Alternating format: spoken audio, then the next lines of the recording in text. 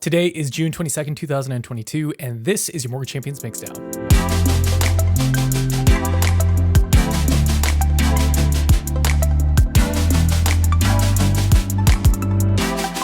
Today, we're going to be talking about the importance of connection, especially in difficult times like the ones we find ourselves in right now. Over the past week, our team was fortunate to be invited to two events that underscored the value of connection from two distinct but related vantage points: the importance of staying connected to our colleagues and industry peers, and the importance of staying connected to our community. So let's start with the paramount importance of staying connected to our own colleagues. Tuesday, Dale and I caught an early flight out to Atlanta to spend a day at ICE Mortgage Technology's 2022 Sales and Service Meeting, which was their first in-person gathering for sales and service team members since before the pandemic. Unsurprisingly, we heard a lot of ICE team members share throughout the event just how meaningful it was to be with their colleagues in real life. We even felt the buzz from that sense of being together ourselves. Over the past 18 months, our team has worked closely with members of ICE's demand, growth, and product marketing teams on various thought leadership campaigns entirely remotely. So it really did truly feel special to see the faces we come to know through Zoom and to be able to shake hands and hug shoulders and just to be able to chat organically, without the distraction of emails, Slack notifications, and the rest. Look, while work from home and hybrid office environments obviously have a permanent place in post-pandemic work, the importance of keeping team members connected remains paramount. While meaningful collaboration is, of course, possible working remotely, it's no doubt hampered when team members feel or even measurably are disconnected from one another. Which leads me to this question: how are you staying connected with fellow team members or facilitating team member connection if you happen to be in management?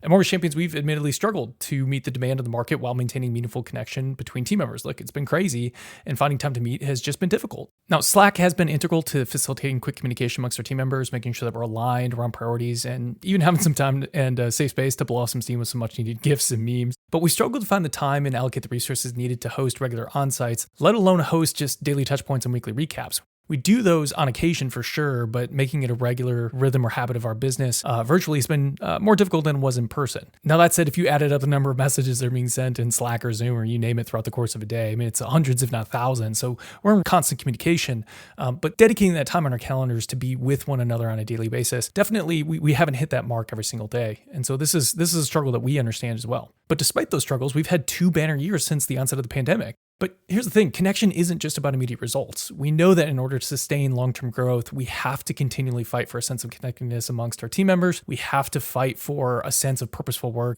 and we have to fight to continue to have an impact that's greater than just our bottom line results. All right, so having talked through the importance of connection amongst team members, let's turn our attention to staying connected to industry peers and try to make the business case for why we should try to remain in connection with those outside of our organization, but still within our industry. Look, if you've been in mortgage for even just a few years, you know this for all this industry, but it can be easy in the everyday to become hyper-focused on our niches. It's not inherently a bad thing. Focusing on what you do and trying to do that thing better every single day is essentially becoming one of the best in your field. That said, creating space to step back from your role, your company, even your vertical can be incredibly eye-opening and help foster ideas for growth and innovation in your specific space. As a learning and development company, we could easily benchmark our services against just what other learning and development companies are or aren't doing. But we believe that would hinge our corporate success and relevancy on the premise that the learning and development industry in and of itself is innovative. Instead, we constantly survey the broader business world to compare our current services and customer experience against leading organizations in all different verticals. Look, spending time with two leading tech companies within the financial services and lending industries this past week was a refresher on just how much there is to learn from our peers in the industry, even those with a completely different product and business model than our own. At the end of the day, staying connected to professionals at other exceptional organizations, especially in our industry, though not necessarily, can be a deeply informative exercise. But it requires a willingness to be open-minded, to be confident enough to ask penetrating questions, and to have the diligence to write and think about what others are doing well and how that could impact your business in the short and long term.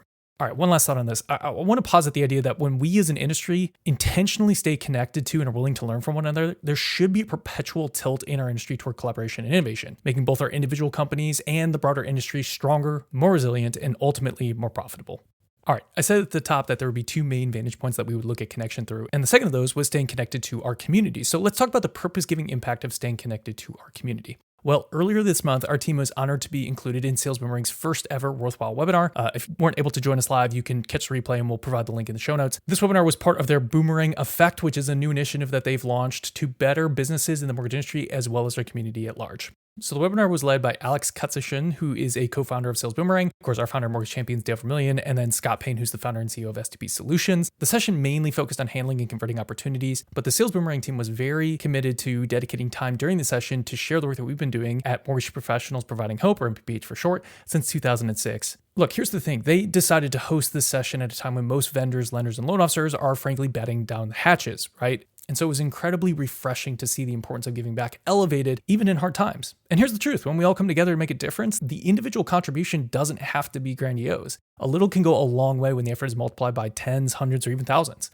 But even still, I think it's fair to ask the question, is now really the time to be talking about giving back? Well, I'd argue yes, and not just because that when the economy contracts, there tends to be a rise in terrible things that can be addressed by nonprofits like child hunger, familial homelessness, even suicide. And typically that's made worse by the fact that when the economy is contracting, often charitable giving goes down, which makes it harder for related nonprofits to be able to respond. But even beyond that, I'd say that there's a reason to give in hard times because employees need to feel a strong sense of purpose in their work to remain committed and motivated in hard times. Research shows that employees who work for companies with a defined charitable commitment feel more loyal to the organization, and more importantly, employees who are even invited to participate in that charitable impact through giving and volunteering, they're happier at work and they're also more productive. In a similar vein, research also shows that an increasing share of consumers, when asked to pick between brands offering comparable products or services, are significantly more likely to buy from brands they perceive to have a greater commitment to social impact.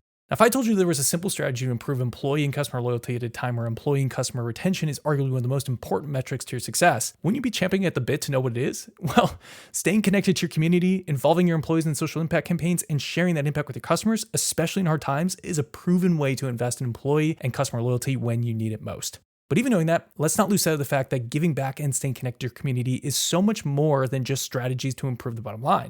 Both take us beyond the walls, physical or virtual, of our businesses. They remind us of what truly matters in life, and of course, they root us in a healthy dose of reality, reminding us just how fortunate we are to have careers, houses, cars, and the daily comforts we so often take for granted. As always, we would love to hear your thoughts. Just email our team at listener@mortgagechampions.com for a chance to have your thoughts highlighted in a future episode. The Mixdown is a production of Mortgage Champions. This episode was hosted and edited by me, Jake Vermillion. Music by Envato Elements.